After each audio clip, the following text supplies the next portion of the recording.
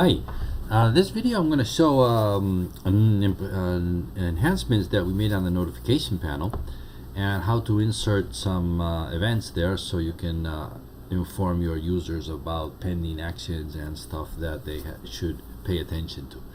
So Corbus has here this notification panel that comes up and shows a bunch of events, basically the ones that are on the calendar. Reload this page. And it's empty. I'm going to force the execution here. Okay, so basically I have 3 calendar events that are repeating there, and it's telling me that I should have a look at them. And I have another one here talking about a problem with one of the support tickets that I need to pay attention to. So the enhancement, because basically the only way to get notifications into this panel is through the calendar events. That's how it used to work. Now you can actually insert any type of event here that you like based on anything, because you do that through the workflow system. So I'm going to actually do that. I'm going to delete that event just to keep those there. Okay, and we're going to do that one. So I'm going to come over here to the workflow system, and I'm going to create a new workflow on the asset module. Create, and we're going to call this add notification. I'm going to trigger it every time an asset is saved, just to make it simple. You could put obviously any conditions you need there, and we have a new task here, which is now add notification. And what this task will permit you to do is insert, let's put here again, add notify. Okay, and here we have the the fields that define a notification. Basically, what module and record the notification is related to, of course, based on. If this is empty, it will be set to the default. To the record module and record triggering the workflow. In this case, it would be the assets and the asset ID that I'm actually saving. But we can actually, you can also force that. So, for example, I can say that I want to have that on this support ticket, which is this support ticket that I have here, 2636. So you can do it anywhere you want. The related to is an additional relation that this notification can be on. If it's empty, it will be, you can set it to any CRM ID, but if it's empty, it will try to get the account and contact related to the record up here. So in this case, it would probably be set to this contact. Yeah, this contact here. Then we have the action date and time. Again, if nothing is specified, it will be the moment that the trigger is, the workflow is triggered, and for who the notification is. Then we have these other, with that basically you have everything you need, because it would look similar to what we have here. You would have the title and the subtitle depending on the record, the module and the record that is selected there. The date and the time we also did.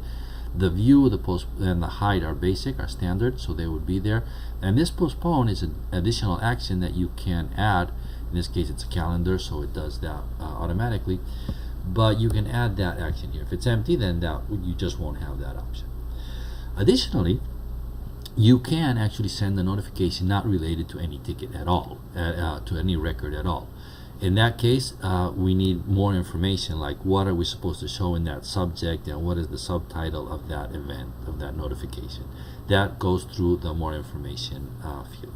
Let's have a look at what these look like. I have 2 of these saved here. This is what the action looks like. The action is a label, and the label that you want to show. The link. In this case, I have a JavaScript link here that's actually going to open a pop-up for me, but you can put any action that you want here, any JavaScript, any direct link. If it's a link, by default it's a click. If you want to have a link, you have to add another parameter here, which is type link. If not, it's a click. It's an on-click thing, which is what I actually want, so I'm going to get rid of this. So basically, in this case, I'm going to have a label, a link that's going to have the text process it, and I'm going to do this when that happens. On the more information side, if you need that, you can put an icon that you want to show, which is the icon that you see here in this part here, this one up here, the subject and the subtitle. Okay, you can also add an ID here, which is interesting if you want to mark your ticket with some number 3, 4, 5 to be able to search for it and identify it and work with it later.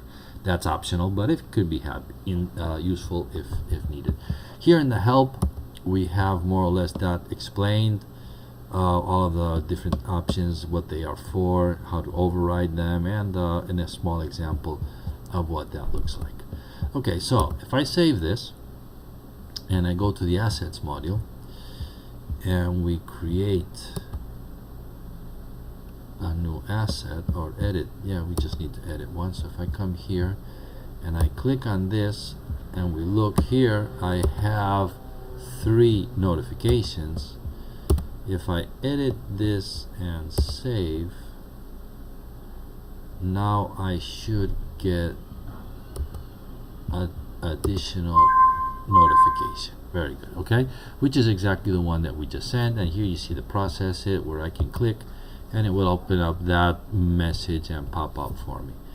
This should be on the help desk record for it to work correctly, but that's another issue. Okay, so what I want to show you also is this. We added also, besides getting the notifications up there, we can come over here to the business actions and we create a new business action, which would be a detail view widget, which I'm going to call pending actions. And the action itself, we're going to put here this detail view widget that we created. I'm going to put this one here, which I already have saved, and I'm going to say that this is going to be active on the help desk, support tickets, where I'm going to put that on the organizations, and on the support tickets. Where are you? Here, support tickets. I'm going to make that active and for all users, and we save.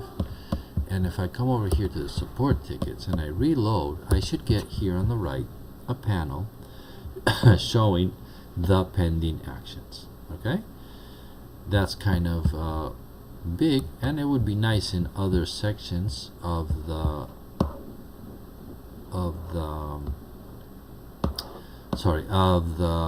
screen, probably as a detail view, a block inline or on the top. But there it's kind of big. So here we have this show as cards, and I'm going to put that to 0 and reload this, and we should get a smaller table view. That's still too big, but anyway, as you can see, because it's pushing out on this one, I have to truncate that one. Okay, so I'm having the event and here the action. So again, I can click here and I get that pop up again, just like before. So this I want to come over here. I set it on the organizations. Actually, I wanted this to be not organizations but contacts. Let's add the contacts there. Contacts. Okay, save. Now I have all 3. So if we come over here and we reload this one, I should have that table here also. Yep. Okay, but it's only the calendar events. Okay, anyway, on the business action, you see that you also have this limit, so you can limit the number of things that you want to see, and we have the record to relate that with that event. This all happens in the activity reminder table, so we should have that event here, and with the links and everything. So basically, just wanted to show you that possibility that we have here of the of the pending actions and the possibility to insert into that table using the workflows. Thanks for watching.